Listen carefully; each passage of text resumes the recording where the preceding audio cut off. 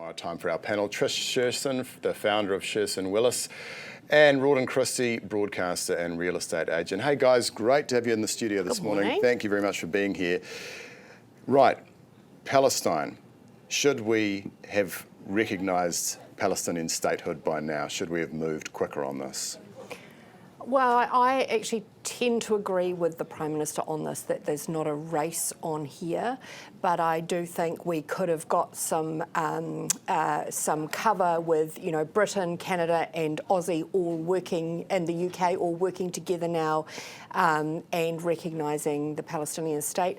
I think the difficulty the Prime Minister finds himself in is in coalition discussions, yes, exactly, where clearly it hasn't been an easy decision to make. You can't tell me that Winston Peters is over at the UN and hasn't got a clear decision from Cabinet. So this sort of dancing on the head of a pin about, you know, we've had some preliminary decisions. They know what they're going to do, and I think they're just trying to, you know, obviously Winston wants to hold this close and have his big announcement at the UN, but I kind of feel there's something about tell your own people first. So, you know, if it was me, I would have made the announcement here and then gone to the UN. Yeah, you'd think so. Do you have a view on this, Rawdon? Well, I agree with Trish, is that they know exactly what they're going to do.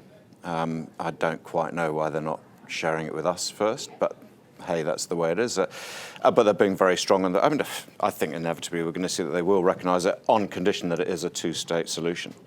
But then that's what everyone's been driving for so long. It surprises me that the UK and France really have to take the lead on this. There's a historic responsibility from that. So I don't think we necessarily needed to rush into it, but it would be nice if we could have it such from the horse's mouth before it became an international showpiece announcement. And Rawdon, we've got this pretty significant strike coming up. Senior doctors, it's 48 hours. We know just in May that they went on strike and walked off the job for another 24 hours. The PM this morning, and Health New Zealand, but the PM this morning essentially putting the boot in to the doctors' union, saying, oh, well, you know, you should have got around the bargaining table, you know, it's not fair. The Minister himself has said that they're negotiating in blind faith. Where do you sit on this issue? Are doctors doing this on a whim, or is there good reason? It's a difficult one, isn't it? Because while the Prime Minister is saying, well, hold on, we've got a process which we've offered you where we could resolve this without having to impact so much on the operations schedule and everything else without you actually walking off the job. We've got a process, however. How long does that process last for? I think the timing's really tough as well, though, because every single day we're looking at, well, GDP, cost of living crisis, people struggling, people trying, and then I felt as though the PM was making bounds to remind us this morning how well paid doctors are. And there's a reason why they're very well paid. Are they relatively as well paid as they should be? Probably not. But I think that was slightly a fairly subtle way of reminding us, hold on, you guys have got it quite good. Everyone else is doing it pretty tough. So strike's probably not the best option. However, how long do you let it last for? How long do you let it linger? Yeah, what's your take on this? I mean, do you think it's fair for the Prime Minister essentially say that the senior doctors who are walking off the job tomorrow, who clearly don't want to delay things or cause any more problems, are being unfair? They shouldn't have done that, and they're acting in bad faith. I don't think it's not unexpected, the lines from the government on this. Don't forget there's a bigger piece going on here. You've got the teachers on strike. You've got the nurses on strike. You've got now the senior doctors on strike. And there is a similar message across all of them, i.e. on the union side, we are moving to strike. And on the government side, saying, hey, you haven't done enough at the bargaining table. My caution to the unions around this, actually, and I heard this last week around the teacher strike, their message sounded like a Labour Party political broadcast, i.e. their message was, you know, the government can find money for tax relief for landlords, but not for teachers.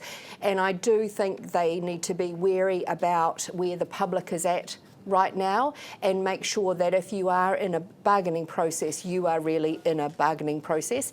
For the government, it's just another political headache, more angst and concern at the tail end of a real winter of discontent. How do you think the PM's going, Trish. I mean, he said to me this morning, well, look, we've got to get the house back in order. But you know, is it taking him too long? It is very challenging for a national government, not only who is often seen by the electorate as a better natural manager of the economy, but particularly this year, which was labelled the year of growth. I think it's a warning to all political parties about labelling those big years. Remember Jacinda Ardern's year of delivery, and we didn't ever receive anything delivered from that. The year of growth is not turning out to be that, and as Rawdon and I said before, no one can pick when the bottom of this is. At the moment it feels like we've hit rock bottom and we've started digging. The government's trying to say, hey, you know, we are back on track, but I think it's very politically challenging if you can't be sure that you're going to affect those big outcomes of those big political themes, then you have to be more cautious on them. Yeah, Rawdon, I mean, we've had that data out this morning, 42% of, you know, New Zealanders, they think that their financial situation has worsened. I mean, it's... Only 42%? Yeah, that surprises me. Yeah, I know. But isn't it, I mean, you had, prior to Luxon coming into power, he was very clear about, we've got to get the economy going and we're going to do this and that. And, you know, there was all these lines from the National Party about how abysmal Labour had been. You know, how do you think they're going? He's sticking to his messaging, isn't he? It's still the same messaging, saying it's about getting the house in order, it's about, you know, managing a terrible situation. COVID is still mentioned every other sentence and that sort of thing. I guess the only silver lining for him in a way is the fact that you're hearing nothing from the opposition except, you should all resign. So in a way that probably reminds people to say, what's the alternative?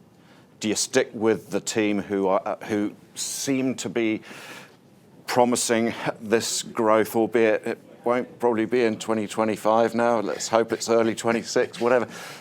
Or do you suddenly say, actually, and I imagine this is exactly how Labour's looking at this, saying, well, we'll just sit back.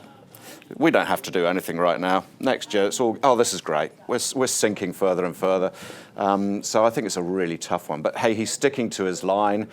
They just must have just banged their head on the table when those GDP figures came out last week. I mean, they were probably expecting it, but I don't know. Well, I think what we're seeing is... I don't know if they're expecting it to be That's my point, not that bad. They must, really? The car out of the ditch. And it feels like at the moment New Zealand's car is not only upended in the ditch, but someone's whipped along and taken the wheels off. Well, it's been pushed down the cliff, hasn't it? Hey, guys, thank you very much for your time. Trish Sherson, founder of Sherson Willis, and Rawdon Christie, broadcaster and real estate agent.